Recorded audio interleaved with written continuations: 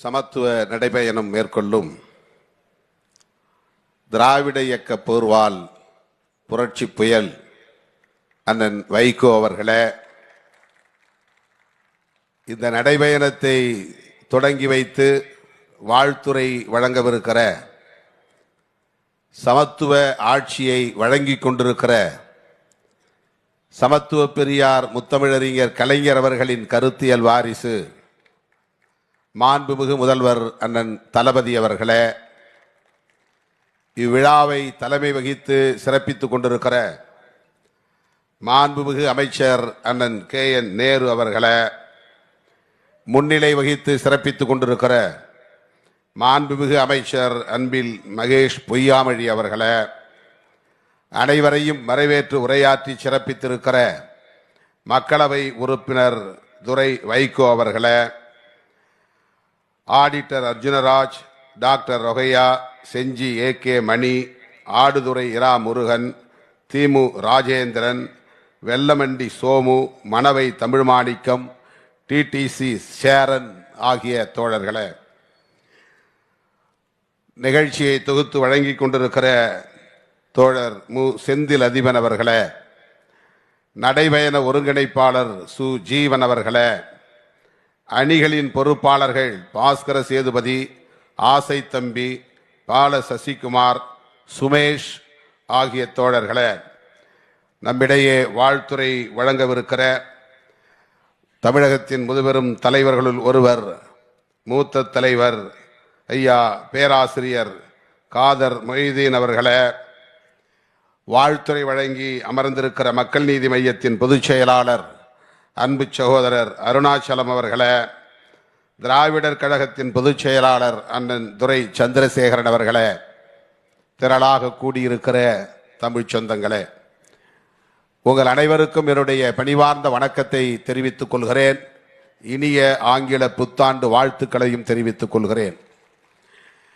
அண்ணன் வைகோ அவர்களை நான் 80களின் தொடக்கத்திலேயே மாணவ பருவத்திலேயே கண்டு வியந்தவன்.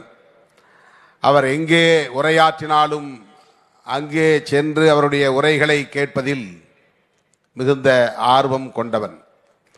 முத்தமிழறிஞர் கலைஞரின் போர்ப்படை தளபதியாக களத்தில் அப்போது வலம் வந்தவர், களமாடியவர்.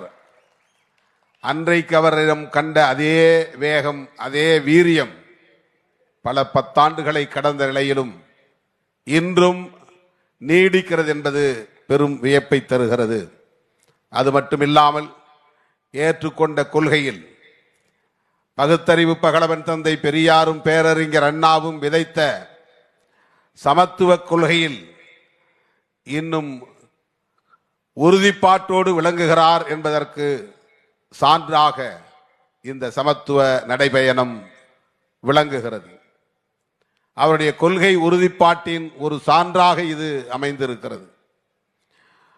செந்தில் அதிபன் அவர்கள் இங்கே அடுக்கினார்.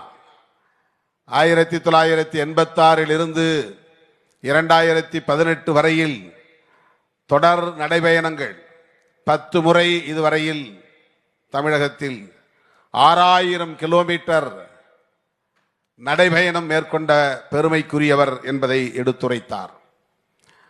அந்த நடைபயணங்கள் எல்லாம் வெவ்வேறு கோரிக்கைகளுக்கான நடைபயணங்களாக அமைந்திருந்தன. இந்த 11வது நடைபயணம் தம்முடைய கொள்கை இலக்கை எடுத்துரைக்கக்கூடிய ஒரு நடைபயணமாக, மிகவும் சிறப்புக்குரிய ஒரு நடைபயணமாக, ஜனநாயக சக்திகள் அனைவரும் ஆதரிக்க வேண்டிய ஒரு நடைபயணமாக அமைந்திருப்பது போற்றுதலுக்குரியது, மகிழ்ச்சி அளிக்கிறது. சொல்லப்போனால் சமத்துவத்திற்காக போராடக்கூடிய நாம் அனைவரும் அவரோடு இந்த நடைபயணத்தில் இணைந்தே நடக்க வேண்டும். அத்தனை சிறப்புக்குரிய ஒரு நடைபயணம் இது. பெரியார் இயக்கம் கண்டது சமத்துவத்திற்காகத்தான். பேரறிஞர் அண்ணா அரசியல் களத்தில் அடியெடுத்து வைத்ததும் சமத்துவத்திற்காகத்தான். முத்தமிழறிஞர் கலைஞர் 1/2 நூற்றாண்டு காலம் இந்த மண்ணில் அரசியல் செய்ததும் சமத்துவத்திற்காகத்தான். அவருடைய கருத்தியல் வாரிசாக இன்றைக்கு களத்திலே இருக்கிற டிராவிடியன் மாடல் என்கிற சமத்துவ ஆட்சியை நடத்தி கொண்டிருக்கிற நம்முடைய தளபதி அவர்களும் இங்கே போராடி கொண்டிருப்பது சமத்துவத்திற்காகத்தான். மேடையில் அமர்ந்திருக்கிற அத்தனை தலைவர்களின் நோக்கமும் கூடியிருக்கிற நம்முடைய அனைவரின் நோக்கமும் இறுதி இலக்கும் சமத்துவத்திற்காகத்தான். நம்மை எல்லாம் மனிதர்களாய் தலைநிமர வைத்த புரட்சியாளர் அம்பேத்கர் அவர்களும் பகுத்தறிவு பகலவன் தந்தை பெரியார் அவர்களும் இந்த மண்ணில் தம் இறுதி மூச்சு வரையில் உரத்து பேசியதும் ஓடி ஆடி பணியாற்றியதும் தம் வாழ்வை முழுமையாக ஒப்படைத்துக் கொண்டதும் சமத்துவத்திற்காகத்தான். நம்முடைய கூட்டணி சமத்துவத்திற்கான கூட்டணி. ஆனால் நம்முடைய சமத்துவத்திற்கு எதிராக களத்திலே நிற்பவர்கள் சனாதன சக்திகள், பாகுபாடுகள் நிலைத்திருக்க வேண்டும் என்று விரும்பக்கூடியவர்கள், பிறப்பின் அடிப்படையில் உயர்வு தாழ்வு நீடிக்க வேண்டும் என்று போராடி கொண்டிருப்பவர்கள். ஒருபுறம் சனாதன சக்திகள், இன்னொரு புறம் ஜனநாயக சக்திகள். ஜனநாயக சக்திகள் தான் இன்றைக்கு அண்ணன் தளபதியின் தலைமையில் ஒருங்கிணைந்து நிற்கிறோம். இந்தியாவுக்கு வழிகாட்டக்கூடிய ஒரு கூட்டணி அரசியலை தளபதி அவர்கள் இன்றைக்கு முன்னெடுத்து நடத்தி கொண்டிருக்கிறார். மதச்சார்பின்மை, சகோதரத்துவம், சமத்துவம் என்பதுதான் இன்றைக்கு இந்தியா முழுவதும் நாம் பேசுகிற அரசியல். அந்த அரசியலுக்கு இன்றைக்கு தலைமை வகிக்கக்கூடிய ஆற்றல் பெற்ற ஒரு தலைவராக நம்முடைய தளபதி இருப்பதால் இந்த நடைபயணத்தை தொடங்கி வைப்பதிலே முழு பொறுப்பும் தகுதியும் ஆற்றலும் வலிமையும் அண்ணன் தளபதிக்கு உண்டு. அந்த வகையிலே வைகோ அவர்கள் தொடங்குகிற இந்த சமத்துவ நடைபயணத்தை அவர் தொடங்கி வைக்க வந்திருப்பது சால பொருத்தமானது. 2026 ஆண்டில் நடைபெறவிருக்கிற சனாதனத்திற்கும் சமத்துவத்திற்கும் இடையிலான ஒரு யுத்தம் தான் வருகிற ஏப்ரல் மே மாதம் நாம் சந்திக்க போகிற யுத்தம். இது வழக்கமான தேர்தல் இல்லை, சராசரியான தேர்தல் இல்லை. தமிழ்நாட்டை ஆக்கிரமிக்க துடிக்கிற சனாதன சக்திகள் ஒருபுறம். அப்படி விட்டுவிட மாட்டோம். நாங்கள் பெரியாரின் பிள்ளைகள், அண்ணாவின் தம்பிகள், அம்பேத்கரின் அரசியல் வாரிசுகள். தமிழ் மண்ணை எப்படி சனாதன சக்திகள் ஆக்கிரமிப்பதற்கு ஒருபோதும் விடமாட்டோம் என்கிற உறுதிப்பாட்டோடு தான் அண்ணன் தளபதி அவர்களின் தலைமையில் நாம் அணிதிரண்டு நிற்கிறோம்.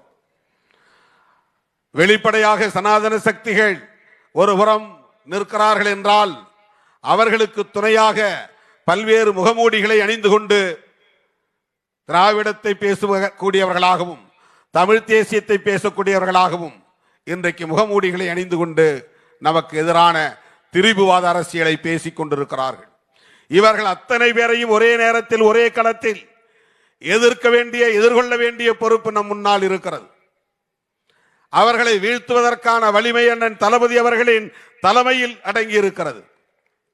அதை நாம் உணர்ந்த நிலையில்தான் அண்ணன் வைகோ அவர்களாக இருந்தாலும் சரி, மேடையில் அமர்ந்திருக்கிற அத்தனை தலைவர்களும் சரி, நாம் கைகோர்த்து நிற்கிறோம், உறுதிப்பாட்டோடு நிற்கிறோம்.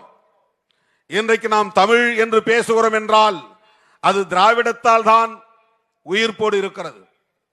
திராவிடம் என்பது தமிழ் தேசியத்திற்கு எதிரானதல்ல, தமிழுக்கு எதிரானதல்ல, தமிழனுக்கு எதிரானதல்ல, தமிழ் மண்ணுக்கு எதிரானதல்ல. இந்தி திணிப்பை தடுத்தது திராவிடம். இந்தி திணிப்பை தடுத்ததால் தான் தமிழ் இங்கே உயிர்ப்போடு வாழ்கிறது.